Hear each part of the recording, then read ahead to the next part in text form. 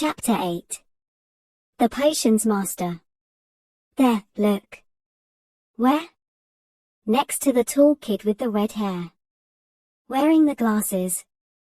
Did you see his face? Did you see his scar? Whispers followed Harry from the moment he left his dormitory the next day. People lining up outside classrooms stood on tiptoe to get a look at him, or doubled back to pass him in the corridors again, staring. Harry wished they wouldn't because he was trying to concentrate on finding his way to classes. There were 142 staircases at Hogwarts. Wide sweeping ones, narrow rickety ones. Some that led somewhere different on a Friday. Some with a vanishing step halfway up that you had to remember to jump. Then there were doors that wouldn't open unless you asked politely, or tickled them in exactly the right place. And doors that weren't really doors at all, but solid walls just pretending. It was also very hard to remember where anything was, because it all seemed to move around a lot. The people in the portraits kept going to visit each other, and Harry was sure the coats of armor could walk. The ghosts didn't help either. It was always a nasty shock when one of them glided suddenly through a door you were trying to open.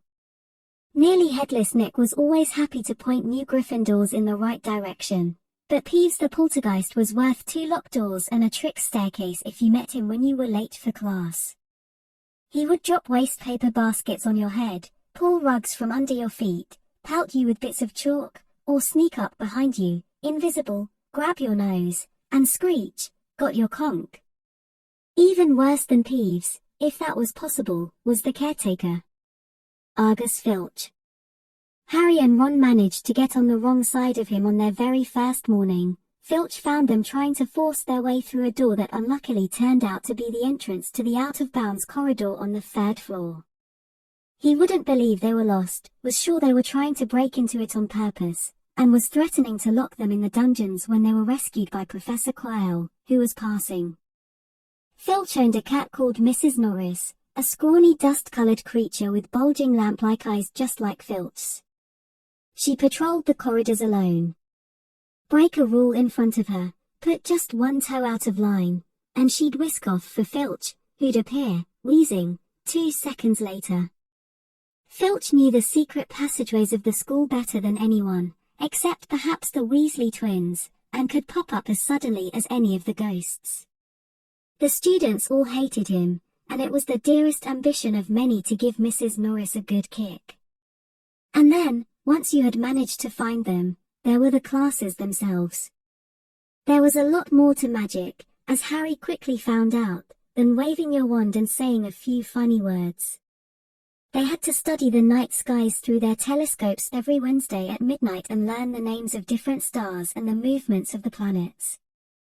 3 times a week they went out to the greenhouses behind the castle to study herbology, with a dumpy little witch called Professor Sprout, where they learned how to take care of all the strange plants and fungi, and found out what they were used for. Easily the most boring class was History of Magic, which was the only one taught by a ghost. Professor Binns had been very old indeed when he had fallen asleep in front of the staff room fire and got up next morning to teach, leaving his body behind him. Binns droned on and on while they scribbled down names and dates, and got Emeric the Evil and Uric the Oddball mixed up. Professor Flitwick, the charms teacher, was a tiny little wizard who had to stand on a pile of books to see over his desk. At the start of their first class he took the roll call, and when he reached Harry's name he gave an excited squeak and toppled out of sight. Professor McGonagall was again different. Harry had been quite right to think she wasn't a teacher to cross. Strict and clever, she gave them a talking to the moment they sat down in her first class. Transfiguration is some of the most complex and dangerous magic you will learn at Hogwarts, she said. Anyone messing around in my class will leave and not come back. You have been warned. Then she changed her desk into a pig and back again. They were all very impressed and couldn't wait to get started, but soon realized they weren't going to be changing the furniture into animals for a long time. After taking a lot of complicated notes, they were each given a match and started trying to turn it into a needle. By the end of the lesson, only Hermione Granger had made any difference to her match. Professor McGonagall showed the class how it had gone all silver and pointy and gave Hermione a rare smile. The class everyone had really been looking forward to was Defense Against the Dark Arts, but Quirrell's lessons turned out to be a bit of a joke. His classroom smelled strongly of garlic, which everyone said was to ward off a vampire he'd met in Romania and was afraid would be coming back to get him one of these days. His turban, he told them, had been given to him by an African prince as a thank you for getting rid of a troublesome zombie, but they weren't sure they believed this story. For one thing, when Seamus Finnegan asked eagerly to hear how Quirrell had fought off the zombie, Quirrell went pink and started talking about the weather. For another, they had noticed that a funny smell hung around the turban, and the Weasley twins insisted that it was stuffed full of garlic as well, so that Quirrell was protected wherever he went. Harry was very relieved to find out that he wasn't miles behind everyone else. Lots of people had come from Muggle families and, like him, hadn't had any idea that they were witches and wizards. There was so much to learn that even people like Ron didn't have much of a head start. Friday was an important day for Harry and Ron. They finally managed to find their way down to the Great Hall for breakfast without getting lost once. "What have we got today?" Harry asked Ron as he poured sugar on his porridge. "Double potions with the Slytherins," said Ron. "Snape's head of Slytherin house. They say he always favors them. We'll be able to see if it's true." "Wish McGonagall favored us," said Harry. Professor McGonagall was head of Gryffindor house, but it hadn't stopped her from giving them a huge pile of homework the day before. Just then, the mail arrived. Harry had gotten used to this by now, but it had given him a bit of a shock on the first morning, when about 100 owls had suddenly screamed into the Great Hall during breakfast, circling the tables until they saw their owners, and dropping letters and packages onto their laps. Hedwig hadn't brought Harry anything so far. She sometimes flew in to nibble his ear and have a bit of toast before going off to sleep in the owlery with the other school owls. This morning, however, she fluttered down between the marmalade and the sugar bowl and dropped a note onto Harry's plate. Harry tore it open at once. It said, in a very untidy scrawl, "Dear Harry, I know you get Friday afternoons off, so would you like to come and have a cup of tea with me around 3? I want to hear all about your first week. Send us an answer back with Hedwig. Hagrid." Harry borrowed Ron's quill, scribbled "yes, please, see you later" on the back of the note, and sent Hedwig off again. It was lucky that Harry had tea with Hagrid to look forward to, because the potions lesson turned out to be the worst thing that had happened to him so far. At the start of term banquet, Harry had gotten the idea that Professor Snape disliked him. By the end of the first potions lesson, he knew he'd been wrong. Snape didn't dislike Harry, he hated him. Potions lessons took place down in one of the dungeons. It was colder here than up in the main castle, and would have been quite creepy enough without the pickled animals floating in glass jars all around the walls. Snape, like Flitwick, started the class by taking the roll call, and like Flitwick, he paused at Harry's name. Yes," he said softly, "Harry Potter. Our new celebrity." Draco Malfoy and his friends Crabbe and Goyle sniggered behind their hands. Snape finished calling the names and looked up at the class. His eyes were black like Hagrid's, but they had none of Hagrid's warmth. They were cold and empty and made you think of dark tunnels. "You are here to learn the subtle science and exact art of potion making," he began. He spoke in barely more than a whisper, but they caught every word like Professor McGonagall. Snape had the gift of keeping a class silent without effort. As there is little foolish wand-waving here, many of you will hardly believe this is magic. I don't expect you will really understand the beauty of the softly simmering cauldron with its shimmering fumes, the delicate power of liquids that creep through human veins, bewitching the mind, ensnaring the senses. I can teach you how to bottle fame, brew glory, even stop a death, if you aren't as big a bunch of dunderheads as I usually have to teach. More silence followed this little speech. Harry and Ron exchanged looks with raised eyebrows. Hermione Granger was on the edge of her seat and looked desperate to start proving that she wasn't a dunderhead. "Potter," said Snape suddenly. "What would I get if I added powdered root of asphodel to an infusion of wormwood?" "Powdered root of what to an infusion of what?" Harry glanced at Ron, who looked as stumped as he was. Hermione's hand had shot into the air. "I don't know, sir," said Harry. Snape's lips curled into a sneer. "Tut, tut, fame clearly isn't everything." He ignored Hermione's hand. "Let's try again. Potter, where would you look if I told you to find me a bezer?" Hermione stretched her hand as high into the air as it would go without her leaving her seat, but Harry didn't have the faintest idea what a bezer was. He tried not to look at Malfoy, Crabbe, and Goyle, who were shaking with laughter. "I don't know, sir." "Thought you wouldn't open a book before coming, eh, Potter?" Harry forced himself to keep looking straight into those cold eyes.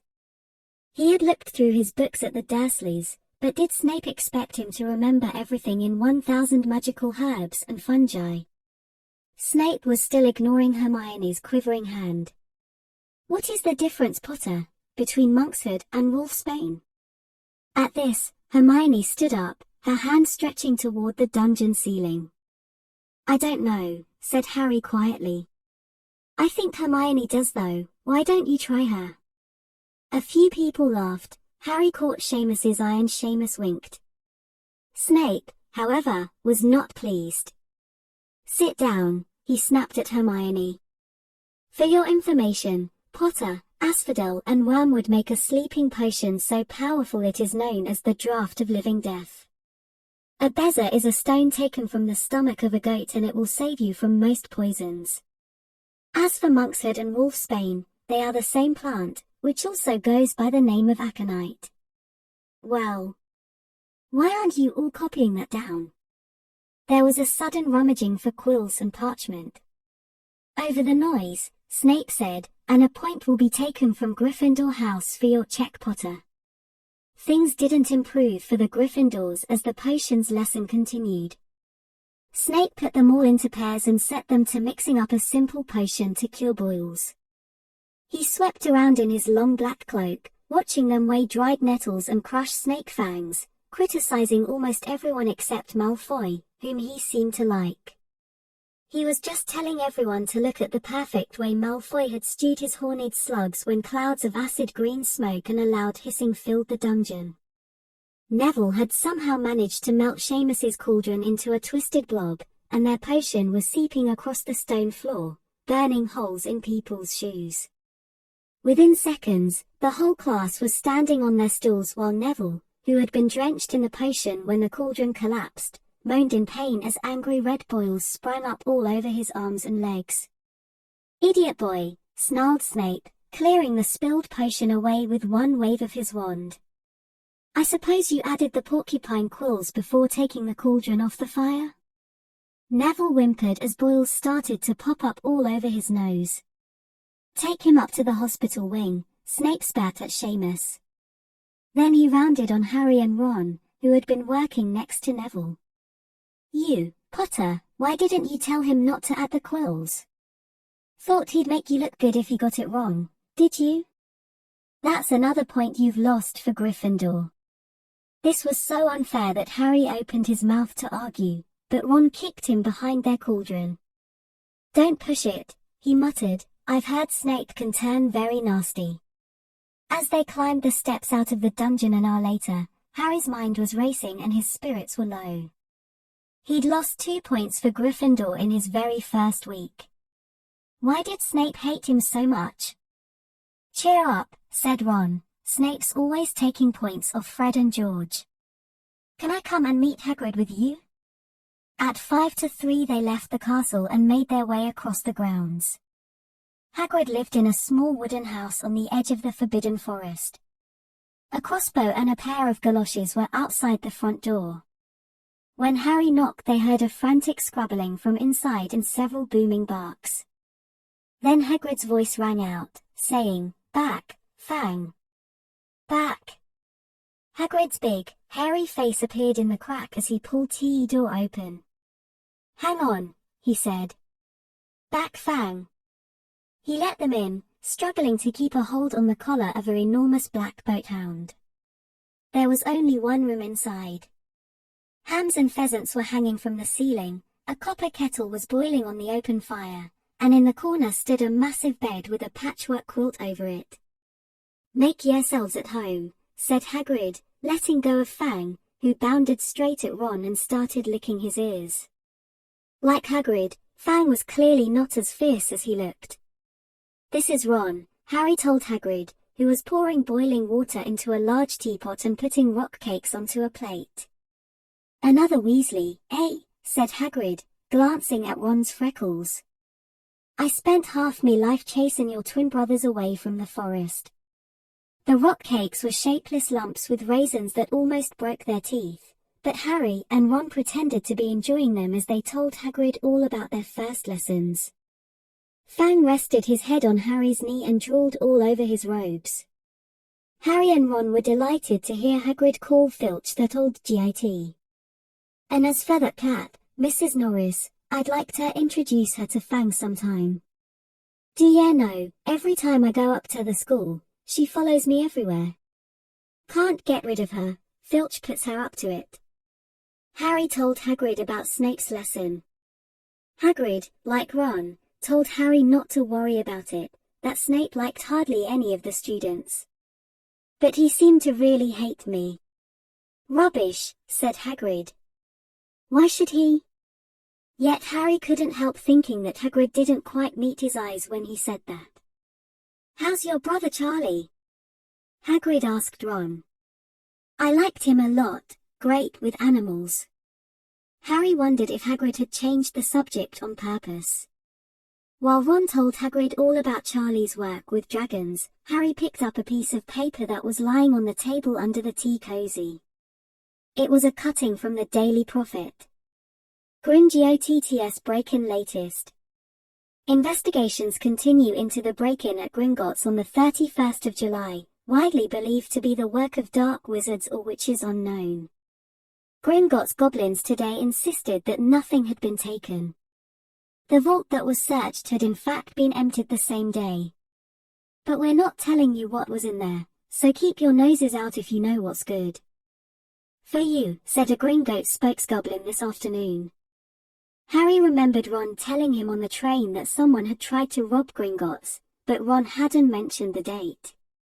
"Hagrid," said Harry, "that Gringotts break-in happened on my birthday. It might have been happening while we were there." There was no doubt about it, Hagrid definitely didn't meet Harry's eyes this time. He grunted and offered him another rock cake. Harry read the story again. The vault that was searched had in fact been emptied earlier that same day. Hagrid had emptied Vault 713, if you could call it emptying, taking out that grubby little package. Had that been what the thieves were looking for? As Harry and Ron walked back to the castle for dinner, their pockets weighed down with rock cakes they'd been too polite to refuse. Harry thought that none of the lessons he'd had so far had given him as much to think about as tea with Hagrid. Had Hagrid collected that package just in time? Where was it now? And did Hagrid know something about Snape that he didn't want to tell Harry?